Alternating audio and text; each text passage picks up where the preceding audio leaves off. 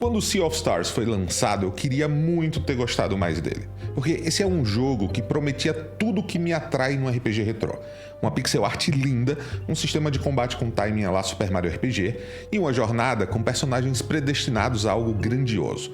Esse era um retorno aos clássicos que funcionou inclusive para muita gente, só que quanto mais eu jogava, mais a minha frustração crescia. Sea of Stars tem ritmo, tem carisma, tem referências, mas nada disso é suficiente quando falta o mais importante, que é consistência emocional e inovação. No que diz respeito à história, Sea of Stars tenta acelerar a narrativa como isso bastasse para criar urgência, mas esse ritmo apressado só torna mais visíveis as fragilidades. Protagonistas que não convencem, eventos que não impactam e momentos que não ressoam como deveriam. E o mais curioso é que esse jogo sabe o que quer provocar. Ele quer que você se emocione, se envolva, sinta o peso nas decisões que você toma, mas ele não constrói as causas para isso. E quando não há causa suficiente, o que deveria ser profundo se dissolve e fica só a superfície. Ainda assim, é um jogo honesto. A gente consegue enxergar o carinho e esmero da sabotagem na produção e também, apesar do jogo não ter conectado completamente comigo, ainda é uma experiência que eu recomendo para quem é fã de RPGs japoneses tradicionais e para quem é viúvo de Chrono Trigger e Breath of Fire. Desde o lançamento, o jogo vem recebendo também suporte contínuo na forma de correções de bugs e até mesmo funcionalidades adicionais. Para quem não sabe, em novembro do ano passado, o jogo recebeu suporte a co-op local para até 3 jogadores, algumas pequenas mudanças no combate, no prólogo e um modo voltado para speedrunners, além de configurações de ajustes de dificuldade e, obviamente, essa semana veio também uma DLC com mais 8 horas de conteúdo. Então, não foi à toa que ontem eu abri o meu Game Pass e reinstalei o jogo para experimentar Trolls of Watchmaker, que é algo que se traduz como a agonia do relojoeiro. Essa é uma questline com tema circense que está disponível para qualquer um que tenha terminado o jogo original, mesmo aqueles que só abriram o final ruim.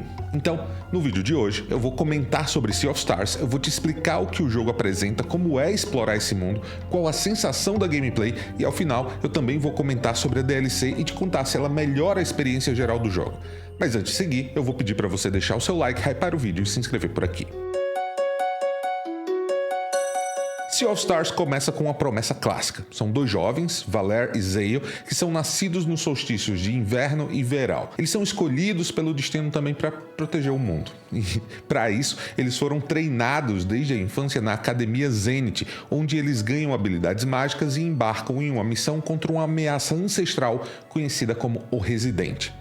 Esse é um enredo básico e familiar, quase reconfortante para quem cresceu jogando jogos de RPG japoneses. São personagens comuns que se tornam heróis míticos, mas é aí que entra Gaur, e é com ele que o jogo começa a mostrar sinais de vida. Porque Gaur não tem poderes, ele não é filho de Solstício e ele nem parece pertencer ao centro da trama, mas ele é, de longe, o personagem mais humano e interessante do jogo. O seu carisma não vem de magia, mas vem de presença. Ele é gentil, engraçado e autêntico, e por isso é o personagem que mais conquista e provoca sentimentos no jogador. Enquanto Valere e Zale seguem o roteiro do herói predestinado, Gaur é o ponto fora da curva.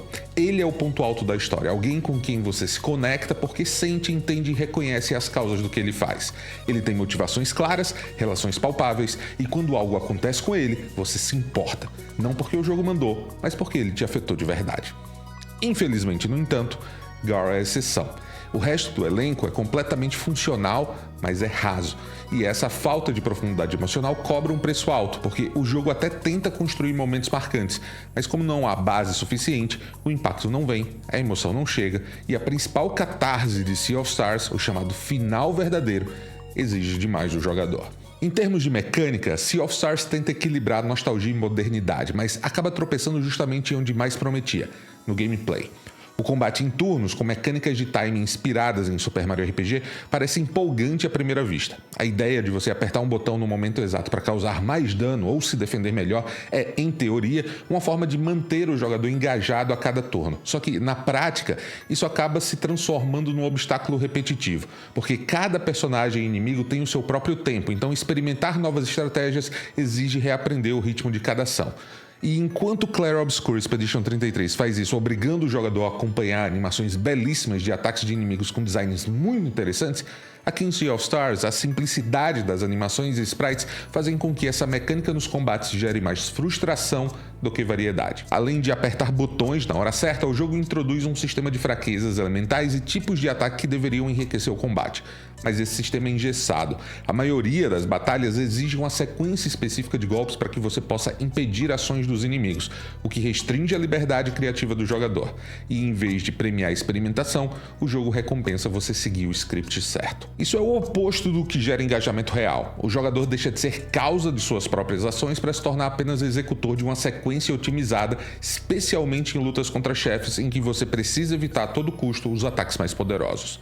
Ser um bom jogador aqui, alguém que reage ao que o jogo exige, acaba por limitar as suas opções e impedi-lo de agir conforme os seus próprios desejos. O combate, então, não empolga, ele suga, ele exige atenção, mas ele não devolve prazer na mesma medida. E no fim, o que poderia ser um sistema dinâmico e expressivo vira um ritual mecânico. Lutar deixa de ser uma experiência criativa e vira um procedimento. De tão problemático, esse sistema recebeu um band-aid na atualização de novembro de 2024.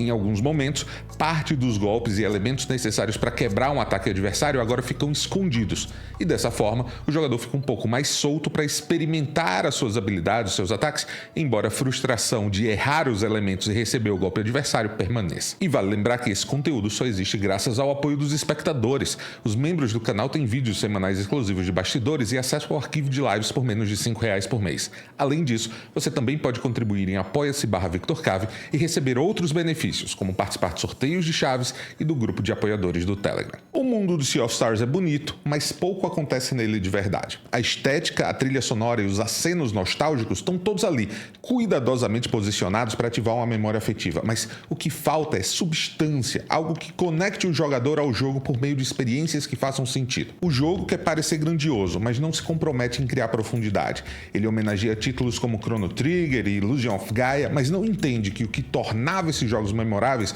não era só arte ou combate, era a capacidade de gerar sentimentos que tinham causa clara e impacto duradouro. Em Chrono Trigger, por exemplo, quando algo acontecia com um personagem, o peso daquilo era real, porque você compreendia o que estava em jogo. Aqui, esse elo emocional raramente acontece, e é um dos problemas de controlar deuses, porque é difícil se colocar no mesmo lugar e ter empatia. Ao mesmo tempo, Sea of Stars também parece ter medo de inovar. Eles contentam em reproduzir formas, o tipo de combate, o tipo de narrativa, o tipo de mapa, seus puzzles, mas ele nem entende o porquê daquilo tudo ter funcionado no passado.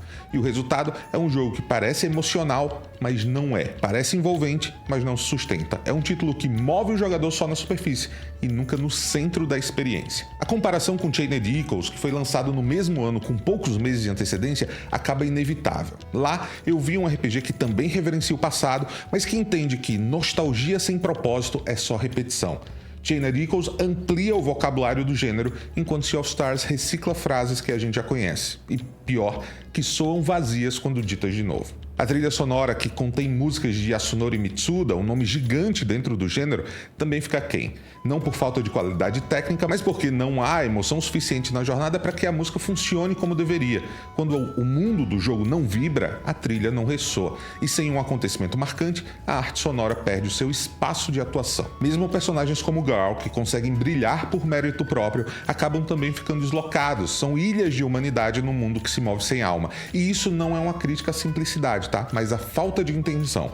Sea of Stars poderia ser um jogo pequeno e poderoso, mas ao invés disso, ele é um jogo amplo e raso. No final das contas, Sea of Stars mostra que emoção sem construção é só nostalgia, que um jogo pode parecer bonito, pode parecer profundo, pode parecer emocionante, mas se não entende o que move o jogador, ele nunca vai tocar esse jogador de verdade. Apesar de eu ter um monte de críticas a Sea of Stars, é importante reconhecer que ele foi feito com muito carinho e Troy of the Watchmaker dele ser gratuita é uma dessas iniciativas. Jogos como Stardew Valley, Terraria e Baldur's Gate 3 mostram que estúdios apaixonados pelos seus mundos tendem a manter esse universo vivo mesmo depois do lançamento, e a Sabotage segue esse caminho. Primeiro porque Sea of Stars se passa no mesmo mundo de The Messenger, mas a gente vê que existe amor nesse projeto e isso fica evidente na forma como a expansão foi pensada. Gratuita, acessível a todos, até para quem só jogou via Game Pass.